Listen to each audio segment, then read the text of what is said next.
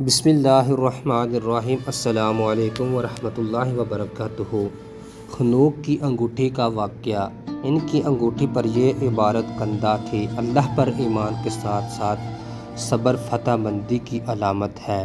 کمر سے باندھنے والے پٹکے پر تحریر تھا: حقیقی عیدیں اللہ تعالیٰ کے فرائض کی حفاظت میں مخفی ہیں اور دین کا کمال شریعت سے وابستہ ہے اور مروت میں کمال دین کی تکمیل ہے۔ نماز جنازہ کے وقت ایک پٹکا باندھتے تھے، اس پر یہ جملہ تحریر تھا: سعادت مند وہ ہے جو اپنے نفس کی نگرانی کرتا ہے، اللہ کے سامنے انسان کے شفیع اس کے نیک اعمال ہیں۔ حکمت: حضرت ادریس علیہ السلام کی بیان کردہ حکمت اور ان کے علوم پر تفکر کیا جائے تو منکشف ہوتا ہے کہ اللہ کی تجویز کردہ امانت صرف انسان کے پاس ہے۔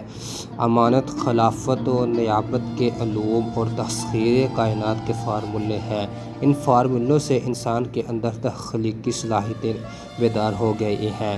آدم ذات ان صلاحیتوں کے ذریعے نفع اور نقصان کے دونوں کام کر سکتا ہے۔ طرز فکر اگر صحیح ہے اور انبیاء کرام اور ان کے وارث اولیاء اللہ سے ہم آہنگ ہیں تو جو بھی عمل صادر ہوتا ہے یا جو بھی نئی تخلیق سامنے آتی ہے وہ مخلوق کے لیے سکون، آرام، راحت اور خوشی کا باعث ہوتی ہے، اور طرز فکر اگر محدود ہے، ذاتی منافعت اور انفرادی اغراض کے خول میں بند ہے تو تخلیقی صلاحیتوں کا استعمال کسی بھی طرح اجتماعی طور پر یا انفرادی حیثیت سے نوع انسان کے لیے فائدہ مند نہیں ہے۔ انبیاء کرام کی طرز فکر میں یہ بات راسخ ہوتی ہے کہ ہمارا مالک و مختار اللہ ہی ہے، ہر شے سے دوسری شے کا رشتہ اللہ کی معرفت قائم ہے۔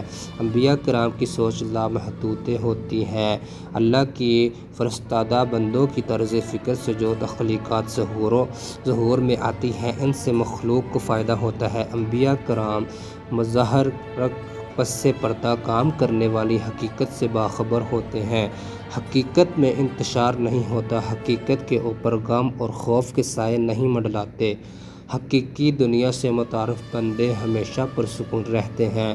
حقیقی علوم سے واقف بزرگیدہ ہستیوں کے بتائے گئے سسٹم پر عمل کرنے سے نوع انسانی کو سکون ملتا ہے۔ قرآن پاک کی سورۃ بقرہ کی پہلی آیت میں اللہ تعالیٰ فرماتا ہے: یہ کتاب ان لوگوں کے لیے ہدایت ہے جو متقی ہیں، اور متقی وہ لوگ ہیں جو غیب پر یقین رکھتے ہیں۔ غیب پر یقین رکھنے سے مراد غیب کا مشاہدہ ہے۔ یقین کی تکمیل مشاہدہ کے بغیر نہیں ہوتی۔ زمین ہماری ماں ہے۔ زمین ایک قاعدہ اور ضوابط کے تحت ہمیں رزق فراہم کر رہی ہے۔ ہم مکان بناتے ہیں تو زمین ہمیں مکان بنانے سے منع نہیں کرتی۔ زمین اتنی سنگلاہ اور سخت جان نہیں بن جاتی کہ ہم اس میں کھیتیاں نہ اگا سکیں، اتنی نرم نہیں بن جاتی کہ ہم زمین کے اوپر چلیں تو ہمارے پیر دھس جائیں۔ سورج اور چاند ہماری خدمت گزاری میں مصروف ہیں، باقاعدہ اپنی ڈیوٹی انجام دے رہے ہیں۔ چاند کی چاندنی سے پہلوؤں میں مٹھاس پیدا ہوتی ہے اور سورج کی گرمی سے میوے پکتے ہیں۔ الغرض کائنات کی ہر جز اپنا اپنا کردار ادا کر رہی ہے اور اس عمل سے ہمیں اختیاری اور غیر اختیاری فائدہ پہنچ رہا ہے۔ یہ ایک تسخیری عمل ہے جو سب کے لیے یکساں ہے۔ تسخیر کائنات: اصل تسخیر یہ ہے کہ آدمی اپنے ارادے کے تحت سمندر سے، دریاؤں سے، پہاڑوں سے، چاند سے، زمین سے، سورج سے اور دیگر اجزائے کائنات سے استفادہ کرے، اور اس سے بھی اعلیٰ تسخیر یہ ہے کہ سیدنا حضور علیہ السلام انگلی سے اشارہ کر دیں اور چاند دو ٹکڑے ہو جائیں۔ حضرت عمر فاروق دریائے نیل کو پیغام بھیج دیں کہ اگر تو اللہ کے حکم سے چل رہا ہے تو سرکشی سے باز آ جا، ورنہ عمر کا کوڑا تیرے لیے کافی ہے، اور پھر دریائے نیل کی روانی میں کبھی تعطل نہ ہوا۔ ایک شخص نے حضرت عمر فاروق رضی اللہ تعالیٰ عنہ سے شکایت کی: یا امیر المؤمنین، میں زمین پر محنت کرتا ہوں، بیج ڈالتا ہوں اور جو کچھ زمین کی ضروریات ہیں انہیں پورا کرتا ہوں، لیکن بیج سوکھ جاتا ہے۔ حضرت عمر رضی اللہ تعالیٰ عنہ نے فرمایا: میرا اس طرف سے گزر ہو تو بتانا۔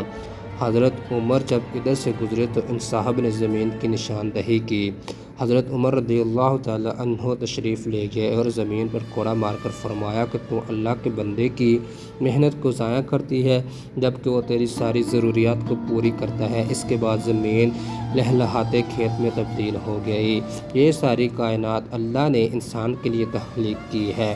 کائنات کے تمام اجزاء بشمول انسان اور انسان کے اندر کام کرنے والی تمام صلاحیتیں ایک مرکزیت پر قائم ہیں۔ روحانی علوم کی روشنی میں انسان کے اندر اللہ کی عطا کردہ 11,000 صلاحیتیں ہیں۔ ہر صلاحیت ایک علم ہے اور یہ علم شاہ در شار لامحدود ہے۔